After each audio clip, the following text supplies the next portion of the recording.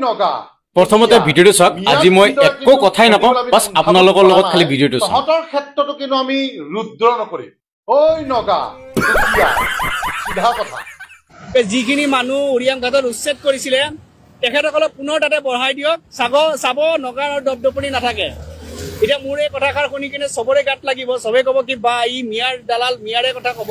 কিন্তু মই এটা স্পষ্ট ভাষাৰে মই এইটো কাৰণে কৈছোঁ কাৰণ আজি তাৰিখলৈ মিয়াখিনি বা তাতে যিখিনি তাতে মানুহ বহি আছিলে যাক আপোনালোকে বাংলাদেশী কৈছে কিবা কিবি কৈছে যিয়ে কৈছে সেইখিনি থাকোঁতে কিন্তু তাতে কিন্তু নগাই কিন্তু দপদপনি কৰিব পৰা নাছিলে আৰু সেইটো কাৰণে মই আজিও এটা কথা কওঁ যে উৰিয়াম ঘাটৰ যিখিনি উচ্ছেদ হ'ল তাতে সেইখিনি মানুহক আকৌ পুনৰ সংস্থাপন কৰি দিয়ক তাৰপিছত চাওক আৰু নগাই যদি তাতে দপদপনি কৰিবলৈ পাৰে নোৱাৰে আৰু যদি সেইটো নকৰে তেতিয়াহ'লে সেই একাংশ দল সংগঠনৰ একাংশ নেতাই যি জাতীয়তাবাদৰ এটা মানে নাটক কৰি থাকে চান্দা পাৰ্টিৰ কিছু একাংশই তো তেখেতসকলে এতিয়া মোৰ সম্ভৱ এই সীমাত যাব লাগে আৰু তেখেতসকলে এই যি এটা বিবাদ চলিব ধৰিছে নগা আৰু অসমৰ মাজত এই বস্তুটো ঠিক কৰিবলৈ লাগে বাস এটা কথাই ক'ম জয় অসম ভিডিঅ'টো ভাল লাগিলে শ্বেয়াৰ কৰি দিব